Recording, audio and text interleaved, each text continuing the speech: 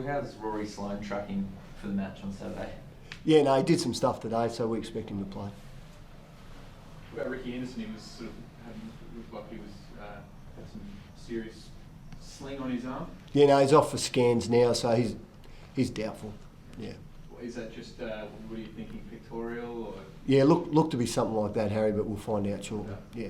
With Rory, obviously Gold Coast have got some issues in some form, suspension, all the rest of it. Was there any consideration, or is he done absolutely everything? He's satisfied he's 100%?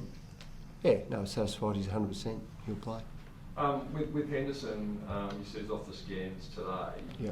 The showdown was on Sunday. It wasn't taking so long. Yeah, no, there's scans and there's scans, Andrew. So we're getting another scan. Okay, so he actually come back onto the ground and actually played out, which functionally sometimes you can play with some things. We just need to check a couple of things with him, but he looks to be doubtful. Okay. Is it more like a muscle strain, you think, or ligaments, or you're not sure? That's why we're sending him for another scan. We'll give you an update, AC, soon as we've got something to say. Sure. Okay. And obviously a bad blow with Richard Douglas missing up to 6 weeks with that injury. Yeah, it's disappointing. So he's been trying to play with it for a couple of weeks. It was okay, but ultimately, no, he needs to get fixed up. I'm not sure we can answer this, but Jake Lever's like talk about him perhaps coming in for his AFL debut. Can you give us an answer on whether he'll play or not? Yeah, about to go to selection now. He'll come under serious consideration. Yeah. Okay, but please, obviously he's been a rock in the SNFL and he's getting plenty of the footy as well. Yeah, no, we're sorry to cut you off, Andrew. We've been really happy with his development. So some people have asked, why didn't you play him last week? I just wanted to see another game. The kid hasn't played a lot of footy. He's really been keen to get out there. He's an ambitious kid, which is great, but you've got to protect your kids too a little bit as well. We hope that he's going to be a 200-game player for this footy club and be a cornerstone. We don't want to just throw him to the wall straight up. Has he come on faster than you thought? A few weeks ago you indicated that he might not play a lot of footy this year, and now he's right in contention for round 6. Yeah, it's been a little bit of... he's a skinny kid in some ways, but he's a really competitive kid as well. So I'm always a little bit scared about putting those guys in against the real big monsters. So I thought he could come in and play as a third tall, but that's not really going to be his role. The lack of footy as well, it takes time. But now the situation with our tall backs is it's probably time to see whether he can do it or not. Phil, how does your preparation for your team, your tactics, your thoughts and selection become affected by all that is happening at Gold Coast and the uncertainty of what you're going to come up against? Yeah, it makes me a little bit nervous, Rich, I'll be honest. So whether they bring some more tools in now, that probably is the thing that we're trying to weigh up right now.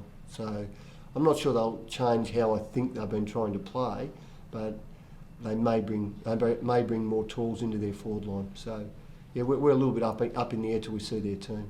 Everyone thinks that the Crows were your favourites anyway, but with all the personnel changes at Gold Coast, injury and suspension, that the Crows are good things this week.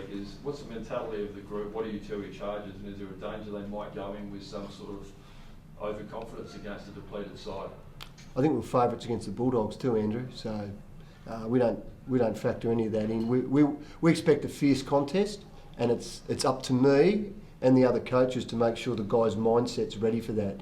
If we think we're going up there and it'll be an easy game, that's perfect for an ambush.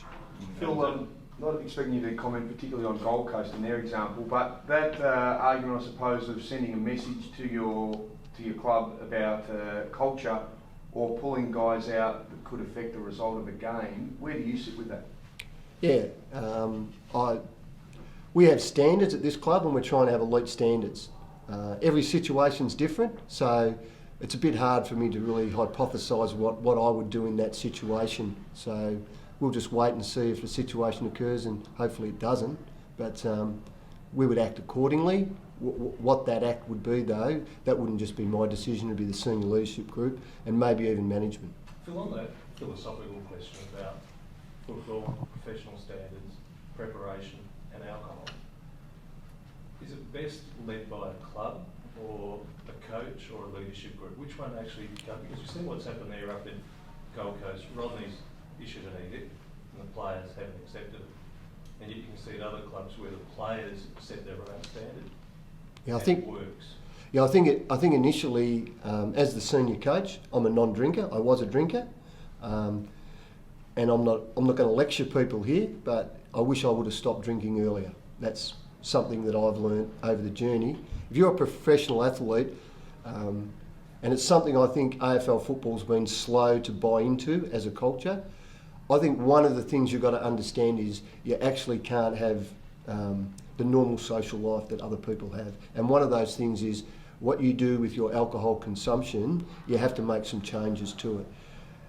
One problem with it is it just comes from me, okay, then, well, they'll just do it behind the coach's back. So ultimately, for it to be successful, the influential people at your club, the players, they have to set the example for the other players. And what I've seen so far at Adelaide, not that I'm out with them, it looks as if our guys are acting responsibly. So how did you broach that subject with your group?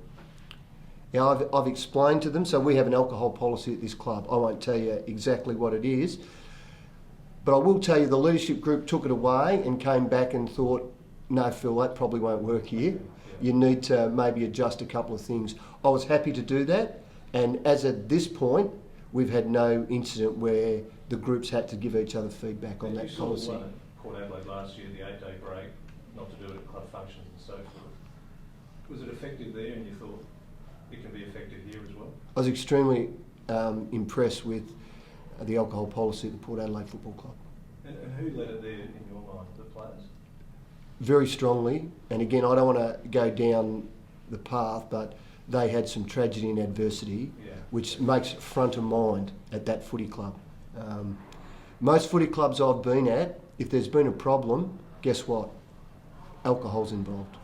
So who's embraced it well here for you, to be not your policy but a player policy? I think the senior leadership group came back to me and said, Phil, we probably can't meet a couple of these requirements that you're after. Where is your point of consensus? We've met that, and like I said, up until this point, we haven't had an issue. Is there a study or a note or a fact you can throw at people to say alcohol does actually limit your recovery and preparation? No, yeah. Our medical and fitness staff give the players that. What you've got to understand though, the life in Adelaide for an Adelaide player, though it's hard to find a release, sometimes they use alcohol and going out. What we try to educate the players is you have to find another mechanism to get that release. One of the other good things, on a humorous note, I do know one of the main bouncers in Adelaide, and Jace, if you're listening, he does keep me updated at the Croquet Club and other venues of how our boys are going, and I told the guys that as well. Actually, that brings me a side issue. Did you find Charlie again? Chris. Chris, sorry. He never contacted me. I was hoping he might appear somewhere. I actually expected Monday's paper, the front page, that he'd be Chris with a big smile on his face, but I'm sure he's got some bragging rights anyway this week, Rich. So you haven't been hailing any cabs lately? As you can imagine, Tom, I haven't shown my face too much around town this week. You spoke of Gold Coast and the threat and the warning from the Bulldogs game. What do you want to see differently from your side this week that they maybe didn't do that well against that Port Adelaide? Yeah, every week's different, Andrew, you know, so the pressure that Port put on us and maybe our lack of composure going inside 50, that's one thing we want to be better at this week. But every game's a different set of circumstances that you need to deal with. So probably Rodney Eade, you know, line in the sand. I think this will be a contest. I think he'll try and make this a really fierce contest. I don't think it'll be an open, pretty game of footy, but who knows.